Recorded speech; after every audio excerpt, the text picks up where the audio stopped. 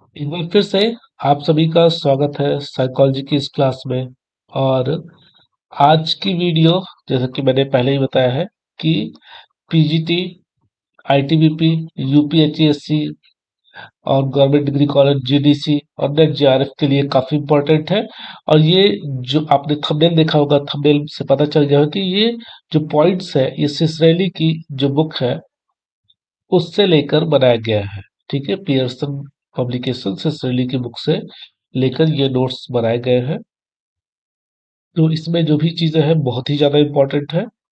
इससे पहले अब तक हम परसेप्शन और बायोलॉजिकल बेसिस ऑफ बिहेवियर और फिजियोलॉजी, इन सबसे रिलेटेड चीजें देख चुके हैं, साइकोफिजिक्स। तो स्टार्ट करते हैं। सबसे पहले बात करते हैं कि लर्निंग क्या होती है। तो लर्निंग आपके व्यवहार में अपेक्षाकृत जो स्थायी परिवर्तन आता है उसे लर्निंग करते हैं, उसे सीखना कहते हैं। और वो परिवर्तन आता कैसे है? वो परिवर्तन आता है आपके अभ्यास, प्रैक्टिस और इसके साथ साथ एक्सपीरियंस से। प्रैक्टिस और एक्सपीरियंस से जो परिवर्तन आता है, लेकिन वो परिवर्तन पार्शियल होता है, अपेक्षाकृत होता है।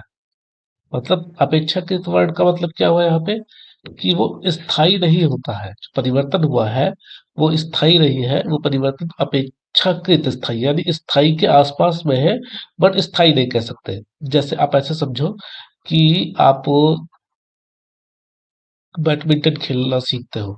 तो जब स्टार्टिंग में आप बैडमिंटन खेलते हो तो आपको रैकेट पकड़ना सीखना होता है, फिर शटल पकड़ना सीखना होता है, फिर आप अपना थोड़ा बहुत खेलते खेलते 6 महीने में अच्छा खासा खेलने लगते हो।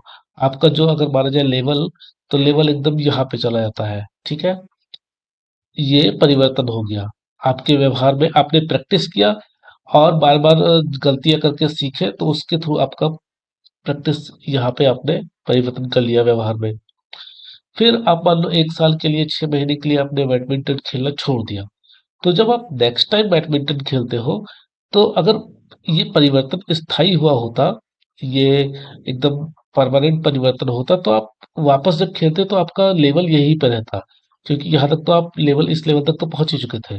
बट आप खुद देखो कि जब आप दोबारा खेलते हो तो आपका लेवल पहले से नीचे जा चुका होता है। लेकिन वो इतना भी नीचे नहीं जाता है कि आप खेलना ही भूल गए हो, आपको आता ही नहीं, आप जीरो पे पहुंच गए हो। नहीं, आपको रैकेट पकड़ना आता है, आप सीख भी लेते हो, बट उसके आसपास तक पहुंच जाते हो। लेकिन उतना परिवर्तन नहीं होता है। अगर उतना परिवर्तन हो जाता जितना पहले था, उतने पे ही खेलना स्टार्ट करते, तो हम कह सकते थे कि वो परिवर्तन जो है हुआ वो स्थायी हुआ। लेकिन वो स्थायी के आसपास में तो है, बट स्थायी नहीं है। इसीलिए कहा जाता है इसे कि अपेक्षाकृत स्थायी परिवर्तन। आपके अभ्यास और अनुभव के आधार पर जो आपके व्यवहार में परिवर्तन आता है, उसे अपेक्षाकृत स्थायी परिवर्तन आता है, उसे हम क्या कहते हैं? उसे हम लर्निंग कहते हैं। ठीक है,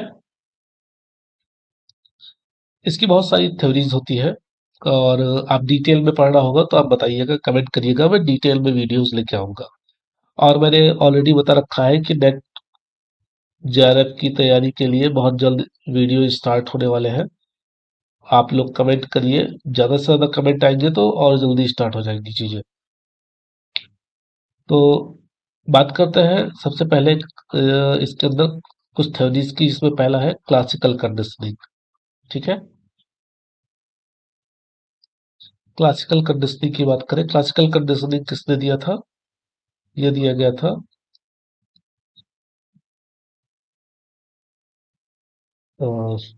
सॉरी, पेवलॉव के द्वारा दिया गया था। मेरे दिमाग में कुछ और सोचने लगा था। हाँ, तो ये पेवलॉव के द्वारा दिया गया, आईपी पेवलॉव, जिन्हें नोबेल प्राइज भी मिला है।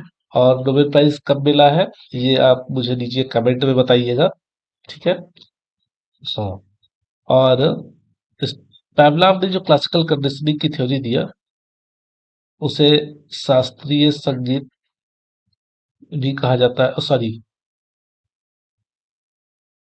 तो शास्त्रीय संगीत नहीं, शास्त्रीय अनुबंधन कहता है इसे, क्लासिकल कंडीशनिंग। ठीक है, अब इसको थोड़ा सा हम समझ लेते हैं, क्योंकि यहाँ पे जो देखिए बताया गया है, बताया गया अनकंडीशनल स्टिमुलस, फिर conditional response, unconditional response, neutral, conditional, ये सब थोड़ा सा हम इसको समझते हैं। आपको मैं फटाक से जल्दी जल्दी समझा देता हूँ। क्लासिकल कंडीशनिंग थ्योरी, ठीक। तो इसमें सबसे पहले ये बताया गया कि मान लो एक पर्सन है और जिसके सामने अगर भोजन आता है, आप समझ लो फूड आता है, तो फूड आएगा तो क्या होगा? ऑब्वियस सी बात है कि वो क्या करेगा? एक पर्सन है और देखते ही उसका लाल स्राव होगा, ठीक। तो लाल स्राव हो रहा है, इसे जो क्या कहते हैं सर, ये है यूसीएस, और ये हुआ यूसीआर। मतलब ये यूसीएस क्यों है? ये अनकंडीशनल स्टिमुलस है, कोई इसमें कंडीशन नहीं लगी है कि कुछ कंडीशन लगा के दिया गया हो। और यहाँ पे क्या है, ये अनकंडीशनल रिस्पॉन्स है, कि मतलब स्वाभाविक, अगर हिंदी में कहें तो ये स्वाभाविक उद्दीपक है। और ये स्वाभाविक अनुक्रिया है, क्योंकि खाना देखकर लार आना स्वाभाविक सी अनुक्रिया है, ठीक। फिर आगे क्या किया गया कि खाने की जगह पे केवल एक घंटी बजाई गई। एक घंटी, मेरा आर्ट उतना अच्छा नहीं है, ये घंटी किस हिसाब से बना? ये बनी घंटी, ठीक है। एक घंटी बजाई गई, तो घंटी क्या हुआ? Neutral stimulus, neutral stimulus. तो यहाँ पर जो पर्सन था, कोई रिस्पॉन्स नहीं किया, ठीक। No response, no response. फिर उसके बाद क्या हुआ, इन्होंने क्या किया कि फूड को, सॉरी, फूड और घंटी को जोड़ दिया। हम लिख देते हैं, वो ज्यादा सही है, बेल प्लस फूड। जब ब्लड बेल प्लस फूड को एक साथ दिया गया, मतलब जो न्यूट्रल स्टिमुलस था और जो यूसीएस था, तो ये जब दिया गया तो यहाँ पर रिस्पॉन्स हुआ, मतलब फिर से लाल स्राव हुआ, ठीक है। रिस्पॉन्स हुआ, और इस रिस्पॉन्स को क्या कहा गया? इसको कहा गया यूसी आर ही कहेंगे अभी, क्योंकि ये किसको देख के रिस्पॉन्स कर रहा है? ये इसको देख के रिस्पॉन्स कर रहा है। लेकिन जब बार बार लगातार कुछ सेकंड पहले घर खाना देने के कुछ सेकंड पहले घंटी बजती थी, खाना देने के कुछ सेकंड पहले घंटी बजी, फिर खाना आया, तो रिस्पॉन्स होता था। फिर कुछ दिन बाद ऐसा हुआ कि सिर्फ बेल बजते ही, जैसे आप ऐसे समझो कि सिर्फ क्या हुआ, सिर्फ घंटी बजी, बेल बजी, और बेल बजने से ही वो लाल स्राव हो गया, सेलिब्रेशन हो गया। ये जो अब जो घंटी है, अब ये घंटी न्यूट्रल स्टिमुलस नहीं रही, अब ये हो गया है कंडीशनल स्टिमुलस। मतलब ये अनुबंधित उद्दीपक हो गया, इसके और इसके बीच में एक सहचर स्थापित हो गया, और इसी वजह से अब जो कुत्ता था, वो केवल घंटी की आवाज से ही लालसराव करने लगा। तो इसीलिए इस अनुक्रिया को भी क्या कहा गया? अनुबंधित अनुक्रिया कहा गया। ये यहाँ पर हमने आदमी का फेस बनाया, बट इन्होंने कुत्ते पे एक ये रिसर्च किया था, ठीक है।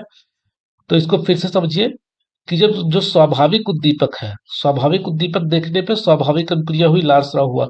लेकिन जब सिर्फ घंटी बजाया गया तो कोई अनुक्रिया नहीं हुआ। लेकिन जब घंटी से पहले, मतलब स्वाभाविक उद्दीपक से पहले, एक न्यूट्रल स्टिमुलस को बार बार प्रस्तुत किया गया, तो जो न्यूट्रल स्टिमुलस था वो इससे एक संबंध स्थापित हो गया इन दोनों में। और उसके बाद मात्र घंटी, बात ये जो न्यूट्रल स्टिमुलस था, अब उसे हम कंडीशनल स्टिमुलस कहने लगे, क्योंकि ये अनुबंधित हो गया इससे, इसका एक अनुबंध स्थापित हो गया खाने से। तो मात्र घंटी की आवाज से ही लाल स्राव हो गया। जैसे आप ऐसे समझ सकते हो कि आप जब फर्स्ट टाइम कोई गोलगप्पा वाला या कोई आइसक्रीम वाला आता है और हार्न बजाता है, टन टन टन, तो आप बाहर निकल के देखते हो कि कौन है कौन है, कोई रिस्पॉन्स नहीं होता अंदर से कि सेलिब्रेशन हो रहा है, लालसा हो रहा है। तो आप जब निकल के देखते हो कि अरे ये तो गोलगप्पे वाला है। फिर आप एक दिन खाए, अब उसके बाद क्या हुआ, जब अगली बार जैसे टन टन टन की आवाज आई, तो तुरंत टन टन की आवाज से ही लालसरा हो जाता है कि अरे यार गोलगप्पे वाला आ गया, चलो गोलगप्पे खाते हैं। तो ये क्या है, गोलगप्पे और मतलब वो टन टन की आवाज और गोलगप्पे में एक अनुबंधन स्थापित हो गया, और इसी वजह से मात्र टन टन की आवाज से ही लार निकल आया, लालसा हो गया। ठीक है, तो यहाँ पर वही चीज ये समझाया गया है। अनुबंधित, ये अनकंडीशनल स्टिमुलस यानी स्वाभाविक उद्दीपक। स्वाभाविक उद्दीपक एक ऐसा प्राकृतिक स्टिमुलस जो क्या करता है, जो इनवॉलंटरी रिस्पॉन्स उत्पन्न करता है। इनवॉलंटरी रिस्पॉन्स जिसपे आपका कंट्रोल नहीं है, ऐसा रिस्पॉन्स जिस पे आपका कंट्रोल नहीं है, वैसा रिस्पॉन्स उत्पन्न करता है। ठीक। दूसरा फिर, और वो रिस्पॉन्स क्या होता है, वो रिस्पॉन्स होता है अनकंडीशनल रिस्पॉन्स, यानी लाल स्राव करना, जो भोजन को देखकर लार आना भी, जैसे आपने समझा। फिर न्यूट्रल स्टिमुलस, वही घंटी बजाना, न्यूट्रल स्टिमुलस जिसका डिजायर्ड रिस्पॉन्स पर कोई प्रभाव नहीं पड़ता, मतलब जो रिस्पॉन्स हम चाहते हैं कि लार स्राव हो, उस पर कोई प्रभाव ही नहीं पड़ता, लार स्राव होता ही नहीं है।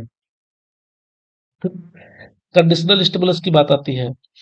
कंडीशनल स्टिमुलस जो बार बार इसके साथ देने पे सीएस को जब यहाँ पर न्यूट्रल स्टिमुलस को इसके साथ दिया गया यूसीएस के साथ, तो वो एक जुड़ाव पैदा हो गया जो आपने यहाँ पर दिया था। बाद में वो कंडीशनल स्टिमुलस बन गया।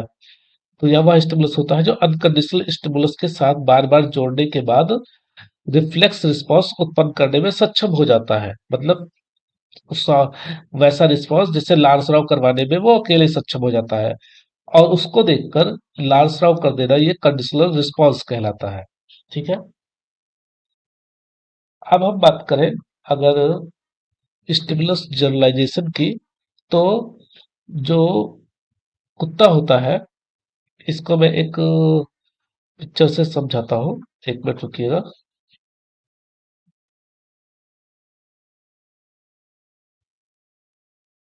तो यहाँ पर देखिए, इसके बाद आता है स्टिमुलस जनरलाइजेशन। अब जनरलाइजेशन में क्या हो रहा है कि जैसे कुत्ते को घंटी की आवाज बजी, अब वो किसी भी टाइप की घंटी की आवाज बज रही, चाहे ये बज रहा है, चाहे ये बज रहा है, चाहे ये बज रहा है, हर घंटी की आवाज को वो ये समझ रहा है कि क्या, कि ये तो खाना आने का संकेत है, और वो लाल स्राव कर देता है। इसे कहते हैं स्टिमुलस जनरलाइजेशन। फिर देखिए यहाँ पर क्या होता है कि स्टिमुलस डिस्क्रिमिनेशन, मतलब वो विभेद करना सीख जाता है। वो ये सीख जाता है कि किस घंटी के बजने से मुझे खाना मिलता है और किस घंटी के बजने से खाना नहीं मिलता है।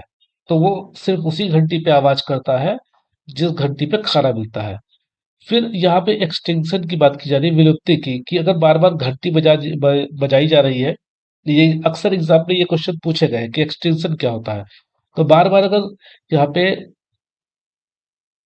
घंटी बज रही है बट लेकिन खाना आ ही नहीं रहा है, घंटी बजी लालसरा हुआ बट खाना आया ही नहीं, फिर घंटी बजी फिर लालसरा हुआ फिर खाना आया ही नहीं, तो कुछ दिन बाद क्या करता है कुत्ता, घंटी तो बजती रहती है लेकिन वो लालसराव करना ही बंद कर देता है। लालसराव करता ही नहीं, क्योंकि उसको पता चल जाता है कि हम उसे बेवकूफ बना रहे हैं, खाना तो दे ही नहीं रहे हैं। लेकिन अगर फिर से दोबारा ऐसा हो जाए कि घंटी बजी और फिर खाना आया, तो वो बहुत जल्दी ही वापस लालसराव करना सीख जाता है। जैसे अगर दोबारा फिर उसको घंटी बजी और खाना आया, तो वो लालसराव किया, फिर अगले दिन फिर घंटी बजते ही वो लालसराव कर देगा, वो दोबारा वो सीख जाता है क्रिया करना। ठीक है। तो इसी को ही यहाँ पर क्या कहा गया, स्पॉन्टेनियस रिकवरी, कि जैसे कुछ दिन बाद अगर दोबारा घंटी बजती है तो दोबारा फिर वो लालसराव करने लगता है। हायर ऑर्डर कंडीशनिंग, मान लो कि यहाँ पे पहले घंटी बज रही थी, घंटी के बाद खाना दिया जा रहा था, और उसके बाद फिर अब यहाँ पे एक चीज और जोड़ दिया गया। क्या जोड़ दिया गया, पहले लाइट जलाया गया, फिर घंटी बजाया गया, फिर खाना दिया गया। तो ये जब लगातार लगातार ये चीजें चलती रहती है, तो वो कुछ दिन बाद मात्र लाइट के जलने से ही वो लाल सराव करने लगता है, यानी वो एक लेवल ऊपर की कंडीशनिंग को सीख गया। ठीक है। इसमें फिर हम आगे कंडीशनल स्टिमुलस रिस्पॉन्स, ये एक इमोशनल रिस्पॉन्स होता है जो क्लासिकल कंडीशनिंग के माध्यम से सिखाया जाता है। मतलब जो क्लासिकल कंडीशनिंग है इसके द्वारा हम इमोशंस को सीखते हैं। इसको मैं नेक्स्ट वीडियो में बताऊंगा। नेक्स्ट वीडियो में हम बात करेंगे कंडीशनिंग, ये लर्निंग के और भी टॉपिक्स के बारे में। तो मिलते हैं नेक्स्ट वीडियो में, तब तक के लिए धन्यवाद।